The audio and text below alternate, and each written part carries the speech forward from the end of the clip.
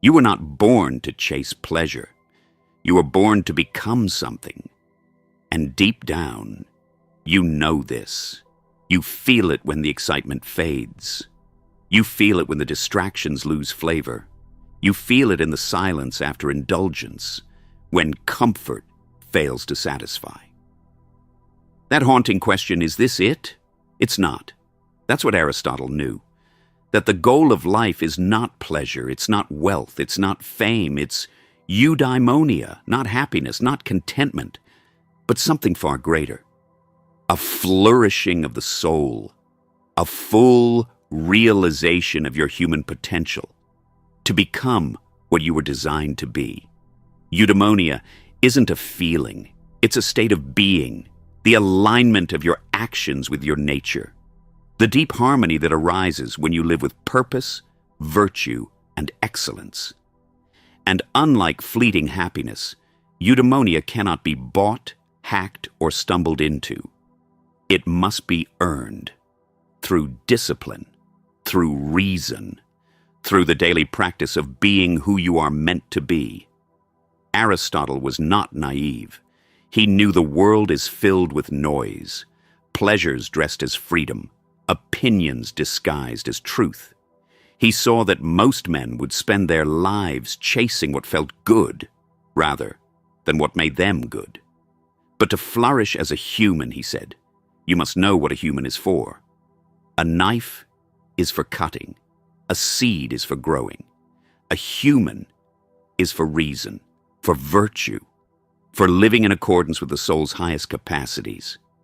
And until you commit to that function, you will always feel out of tune. You can feel pleasure and still be empty. You can be praised by others and still feel fake.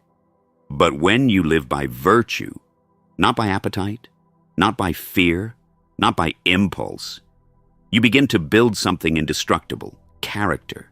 And character, for Aristotle, is the soil from which eudaimonia grows.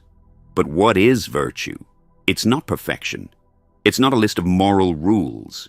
Virtue is a habit, a trained state of being, a golden mean between excess and deficiency. Courage is the mean between cowardice and recklessness. Generosity is the mean between stinginess and waste. Truthfulness is the mean between dishonesty and boastfulness. And every day, you are shaping yourself toward one of these extremes. You are either drifting into vice or forging yourself into virtue. There is no neutral. And this is the beauty of Aristotle's philosophy. You are not stuck. You are not cursed. You are not a prisoner of your temperament or your past. You can become better. Not by wishing, but by doing, by choosing, by acting. Every time you resist laziness, you are becoming disciplined. Every time you speak truth when it's difficult, you are becoming brave. Every time you choose the noble over the easy, you are training your soul toward greatness. Because virtue is not built in crisis. It is revealed in crisis, but it is built in the quiet, in the ordinary, in the repetition of right action when no one is watching. That is the road to eudaimonia. And it is not glamorous. It is not viral. It is not easy. But it is worth everything. Aristotle believed that all human beings aim at the good, but most are confused about what the good is. They chase pleasure because it's immediate. They chase wealth because it gives power. They chase honor because it feels like love. But none of these are final. They are tools, not ends. Pleasure fades. Wealth can be lost. Honor depends on others. But eudaimonia is complete. It is self-sufficient. It is the one thing we seek for its own sake. Everything else is a means to that end. And yet almost no one lives this way. Why? Because eudaimonia requires something modern life despises: discipline, delay, and discomfort. To flourish, you must deny the self that wants comfort now. You must sacrifice the rush for the root. And in a world trained to chase dopamine, that feels like death. but it is not death. It is rebirth. Because every time you choose virtue over vice, you awaken a deeper self, the self that was sleeping under the noise, the self that can suffer and still be at peace, the self that can be tempted and still say no, the self that chooses the good, not because it is easy, but because it is right. And here's the paradox. The more you live for virtue, the more joy finds you. Not as a goal, but as a companion. The joy of self-respect, the joy of inner clarity, the joy of alignment between your actions and your values. This is not the joy of the addict or the thrill seeker. It is quieter, but it is stronger, and it lasts. Aristotle knew that flourishing wasn't a solo journey.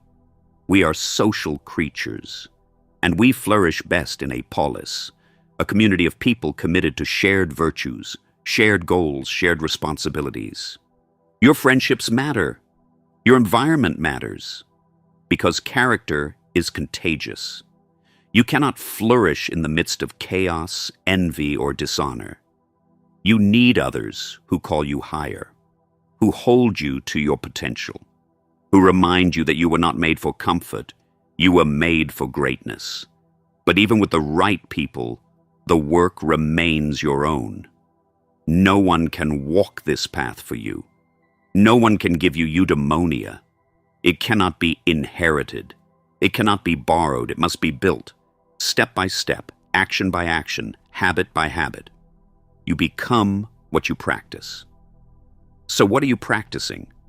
Are you practicing avoidance or courage? Are you practicing indulgence or temperance? Are you practicing flattery or truth? Every moment is a chance to train the soul. And every time you choose wisely, you move one step closer to who you were meant to be. That is the power of Aristotle's vision. It gives you back your agency. You're not a victim of the world. You're not a slave to your feelings. You are a craftsman, and your soul is your masterpiece. But only if you choose to shape it. Eudaimonia is not for the lazy. It is not for the fragile. It is for the one who is willing to suffer for the sake of something eternal. And suffering, when chosen for the good, is not suffering. It is refinement. It is purification. It is the fire that burns away all that is false. And what remains is gold. And this is why eudaimonia matters. Because without it, we drift, we consume, we numb. We search for meaning and pleasures that cannot hold the weight of the soul. But with it, we align, we rise, we become. Not gods, not angels, but fully formed humans, noble, virtuous, whole. Aristotle called this the good life, and he was right. It is not the life of ease. It is not the life of applause. It is the life of purpose. A life where every moment becomes a chance to actualize your essence. A life where you do not avoid death, but live in such a way that when death comes, it finds you fully alive. So what does it mean to flourish as a human? It means to live in harmony with your nature, to train your reason, to cultivate virtue, to take responsibility for your choices, to build friendships that elevate, to choose excellence over ease, and to do this not once, but always. Because eudaimonia is not a destination, it is a way of life, a way of being, a path walked by the few, but available to all. It is not found in a book. It is not given by a guru. It cannot be bought, gifted, or stolen. It is earned in the trenches, in the silence, in the places where your lesser self begs for escape, and you answer with integrity. This is the challenge. This is the gift. To wake up each day and say, I will not waste this breath. I will not waste this mind. I will not waste this soul. I will become what I am. And what I am, what you are, is not an accident. You are potential incarnate. You are a flame waiting to burn clean. You are a story waiting to be written in virtue. So live well, not for applause, not for safety, but for the deep, enduring satisfaction of a life aligned with truth. That is eudaimonia. That is what it means to flourish, and that is what you were made for.